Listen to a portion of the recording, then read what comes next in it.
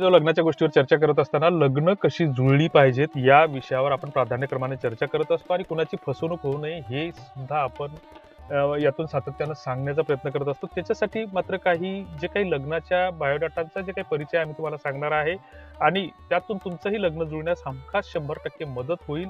तेही ₹1ही खर्च न करता याबद्दलचे उपायाबद्दलची चर्चा आपण या छोटेखानी व्हिडिओच्या माध्यमातून करणार आहोत.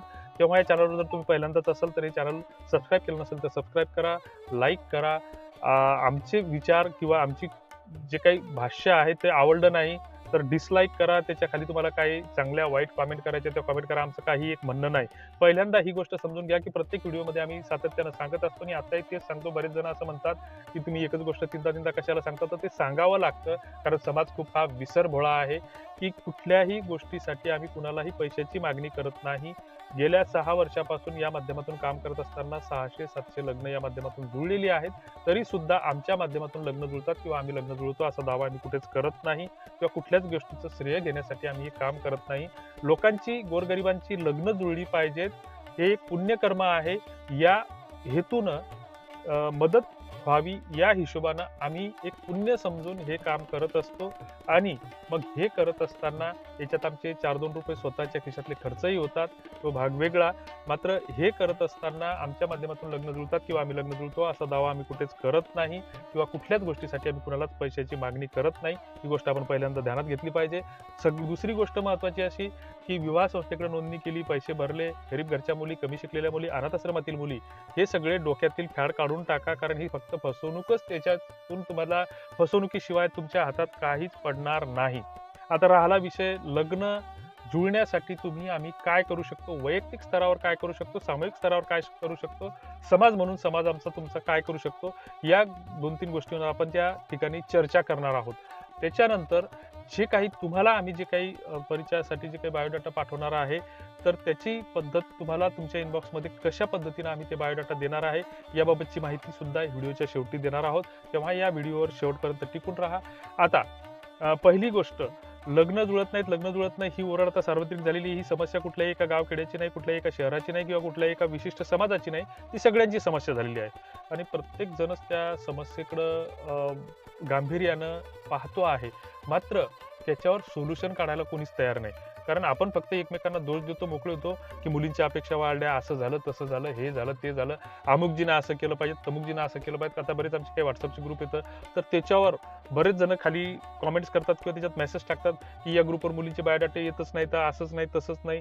अक्कल सांगणारे भरपूर आहेत, मात्र स्वतः कृती करणारं कोणीच नसतं. समाजाची भीषण वास्तवता भला मोठा लेख टाकतात. तो 7 वर्षापासून 8 वर्षापासून तो एकच लेख या ग्रुपवरून त्या ग्रुपवर फॉरवर्ड होत आहे.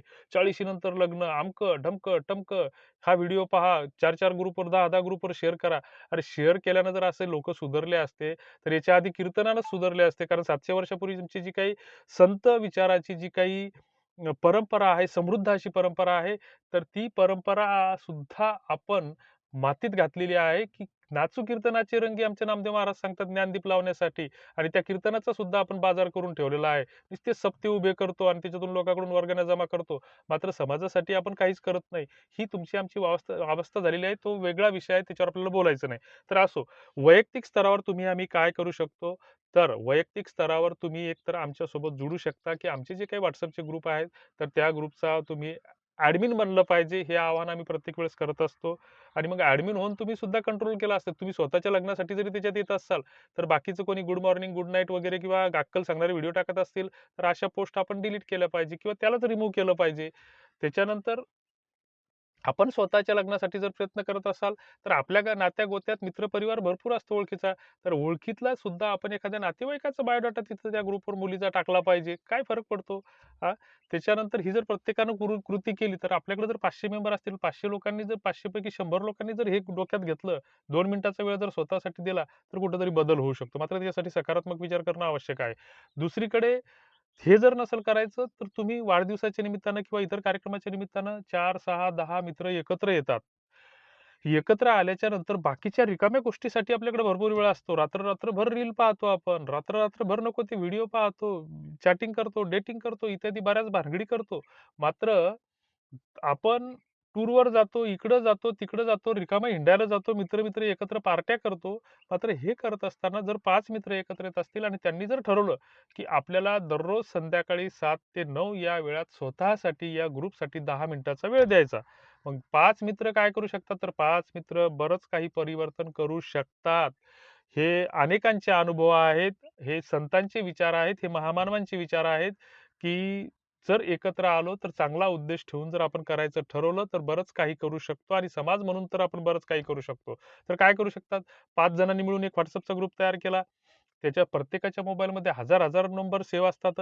त्याच्यापैकी प्रत्येकानं जर 25-25 लोकं जर आपल्या ओळखीचे ॲड केले, आपल्याच ओळखीचे मित्र परिवारातील आणि आपल्याच जातीचे, दुसऱ्या जातीच्या भानगडीतच पडू नका. तर ते ॲड केल्याच्या नंतर तुमचा 125 लोकांचा ग्रुप होईल. 125 पैकी 75 निष्क्रिय लोकं असतील. 50 लोकं जरी त्याच्यातले ऍक्टिव्ह झाले, तर 50 लोकांनी जरी दररोजचा एक-एक मित्र जरी आपला ॲड केला, तर दररोजचे 50 लोकं त्याच्यात ॲड होतील. 50 लोकं ॲड झाल्याच्या नंतर जर तुमचा 1000 कॅपॅसिटीचा जर ग्रुप तयार झाला, तर त्याच्यावर आलतू-फालतू पोस्टला बंदी घाला. त्याच्यानंतर दररोज एक बायोडाटा टाका. बायोडाटा टाकल्याच्या नंतर नुसताच बायोडाटा टाकू नका, तर बायोडाटा टाका किंवा बायोडाटातच अंगीकृत एक फोटो पण असू द्या, मुलाचा असो की मुलीचा असो. आणि मुलीचा बायोडाटा टाकत असेल, मग ते शिक्षित असो, उच्च शिक्षित असो, गरीब घरची असो, श्रीमंत घरची असो.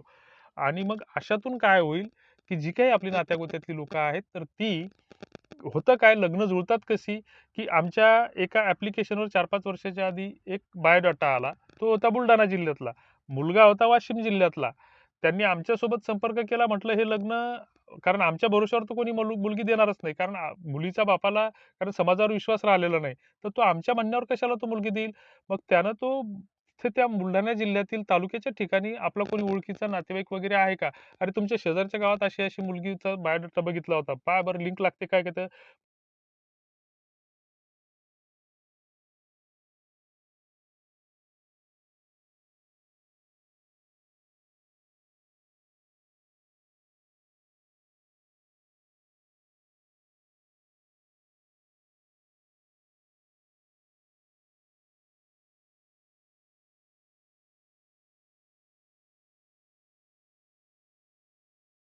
काही रोल आहे अशातला काहीच भाग नाही. आमचं कुठंच काही नसतं. मात्र आम्हाला बरेच जणांचे फोन येतात, की तुम्ही लग्न जुळवता का? लग्न जुळवता का म्हणजे या शब्दाचा नेमका अर्थ काय सांगायचा हे आम्हालाही कळत नाही, की लग्न अशी जुळत नसतात किंवा तुमच्याकडे बायोडाटे आहेत, बायोडाटे टाका. असं काही कारखाना किंवा फॅक्टरी नसते किंवा Amazon किंवा Flipkart सारखं नसते, की बायोडाटे आले, कार्टमध्ये टाकले आणि लगेच ऑनलाईन पैसे टाकले आणि लगेच वस्तू घरी. हे असं होत नसते. तर हे या पद्धतीनं करा. दुसरीकडे जे काही आहे, तर आमच्याकडे आम्ही जे काही आवाहन केलं होतं, तुम्ही सुद्धा आमच्याकडे काही स्थळं पाठवा, की आम्हाला अमक्या-अमक्या जिल्ह्यातील या मुलीसाठी स्थळ पाहिजे. ही गरीब घरची मुलगी आहे आणि अशा-अशा वर्गावरील पाहिजे. तुमच्याच जिल्ह्यातलं स्थळ आम्ही तुम्हाला सुचवू किंवा तुमच्या अपेक्षेनुसार आम्ही तुम्हाला सुचवू. मात्र त्याच्यासाठी तुम्ही काय करा, की मुलाचा किंवा मुलीचा बायोडाटा, मुलाचा तर टाकूच नका. पण मुलगी जर तुमच्या नात्यागोत्यातली एखादी असेल, तर तिचा टाका. जसं एक सातारच्या मुलीचा आम्हाला एक फोन आला होता 1 महिन्याच्या आधी. आणि ती म्हणाली, की मला माझ्या तालुक्यातील, माझ्या जिल्ह्यातीलच, माझ्या ओळखीतील मला एक स्थळ पाहिजे. मला भाऊ नाहीये आणि मला अशा-अशा अपेक्षेनुसार स्थळ पाहिजेत. सामान्य गरीब कुटुंबातील. मग तिच्यानंतर आम्ही त्यांना 3-4 स्थळं सुचवली. सुचवल्याच्या नंतर ते त्यांना पाठवली. त्यांच्यात आपसात संवाद झाला. संवाद झाल्याच्या नंतर मग त्यांची बोलणी झाली. त्या मुलीने एक दिवस संपर्क केला. ती म्हणे आमची बोलणी चालू आहे. त्याच्यानंतर त्याचं जुळलं की नाही आम्हाला ते माहिती नाही. मात्र ती प्रक्रिया चालू झाली. ह्या अशा गोष्टी घडत असतात. पुण्याचं एक अशाच एका मुलीच्या मामानं आम्हाला बायोडाटा टाकला त्यांच्या मुलीचा.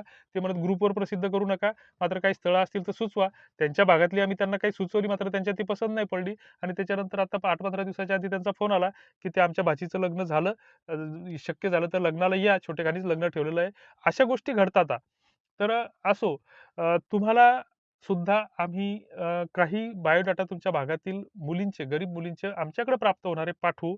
कारण बरेच बायोडाटा आमच्याकडे असे असतात, की ते मेलवर आम्ही सेव्ह ठेवतो. त्यांचं सांगणं असतं आम्हाला, की हे कुठे इतरत्र प्रसिद्ध करू नका. याच्यासाठी तुम्हाला ₹1 खर्च करायची गरज नाही आणि कुणालाही पैसे देऊ नका. हे आमचं वारंवार सांगणं असतं. तर आमच्या माध्यमातून जर तुमचं लग्न जुळत असेल, तर आम्हाला पत्रिका द्या. आम्ही त्या लग्नाला येण्याचा प्रयत्न करू. आमच्याच खर्चानं त्याला येऊ. आहेर, रांधण, भांडं सुद्धा देण्याचा प्रयत्न करू. ही आमची मानसिकता आहे. आम्ही शेतकरी कुटुंबातील आहोत. शेतकरी हा देणारा असतो, घेणारा नसतो आणि या चोट्ट्या दलालांना पण आमचं सांगणं असेल, की असे लग्नाचं पुण्याचं काम असतं. कुणाकडून असे दलालीचे पैसे घेऊ नका, लोकांना फसवू नका. उद्या जर अवलादी दारुडे निघल्या, तर काय नाही तुम्हालाच घरात बसून खेटरं मारतील ते. तर हे असे धंदे सोडून द्या. हे आमचं सांगणं असतं सातत्यानं. तर असो तुम्हाला त्याच्यासाठी काय करावं लागेल, की एक या व्हिडिओच्या खाली तुम्हाला एक लग्न जुळण्यासाठी आम्ही काय करू शकतो, या विषयावर एक तुम्हाला जे काही सुचेल ती कॉमेंट करावी लागेल. अशा कॉमेंट करणाऱ्यांना निवडकांना आम्ही तुमच्या जिल्ह्यातील तुम्हाला स्थळ पाठवू. ते कसं पाठवू? तर कॉमेंट केल्याच्या नंतर तुम्हाला प्ले स्टोअरला मराठा लग्न अक्षदा हे टाइप करा. ते ॲप डाउनलोड करा. आधीच डाउनलोड केलेलं असेल, तर त्यांच्यासाठी काय करायचं ते सुद्धा सांगतो. तर ते डाउनलोड करा, त्याच्यावर नोंदणी करा. त्याच्यासाठी कुठलाही ₹1 लागत नाही. मोबाईल नंबर, ओ-टी-पी टाकून माझे प्रोफाईलवर क्लिक करा. सगळी माहिती व्यवस्थित भरा. सुरुवातीला 1 नंबरला एक फोटो टाका, 2 नंबरला स्वतःचा वाटल्यास बायोडाटा टाका किंवा घराचा फोटो टाका किंवा दुसरा स्वतःचाच फोटो टाका. 3 नंबरला स्वतःचं ओळखपत्र टाका. भलेही नंबर खोडून टाका, पण ओळखपत्र आवश्यक आहे. सबमिट केल्याच्यानंतर 2-3 दिवसांनी तुम्हाला मेसेज येईल, की तुमची प्रोफाईल व्हेरिफाय झाली. WhatsApp ग्रुपची लिंक पण येईल आणि लिंक आल्याच्यानंतर तुम्ही आम्हाला कळवा, की या 3 जानेवारीच्या व्हिडिओमध्ये आम्ही तुम्हाला कॉमेंट केलेली आहे आणि माझा जिल्हा हा आहे, माझा आय-डी क्रमांक हा आहे, तुमच्या याच्यामधला नोंदणी क्रमांकामधला किंवा जिल्हा तो आहे किंवा या मोबाईल नंबरवर नोंदणी केलेली आहे. तर त्याच्यातलं आम्हाला स्थळ आमच्या जिल्ह्यातील असेल तर पाठवा. ते आम्ही तुम्हाला नक्कीच पाठवू. असं कुणालाही आम्ही पाठवत नाही खातरजमा झाल्याशिवाय आणि ते पाठवल्याच्या नंतर मग तुम्हाला आम्ही ते पाठवू किंवा जर तुम्ही पहिल्यांदाच हा व्हिडिओ पाहत असाल तर Googleला सुद्धा तुम्ही मराठा लग्न अक्षता किंवा नुसतं लग्न अक्षता टाइप करा. त्याच्यावर तुम्हाला वेबसाईट ओपन होईल. ओ-टी-पीद्वारे लॉग इन करा. त्या पद्धतीनं तुम्ही करा. कॉमेंट करणं आवश्यक आहे आणि त्याच्यासाठी नोंदणी करणं सुद्धा आवश्यक आहे. नोंदणीसाठी कुठलेही पैसे लागत नाहीत किंवा बायोडाटा पाहण्यासाठी कुठलेही पैसे लागत नाहीत. पटत असेल तर ठेवा, नसेल पटत तर सोडून द्या. तूर्तास धन्यवाद.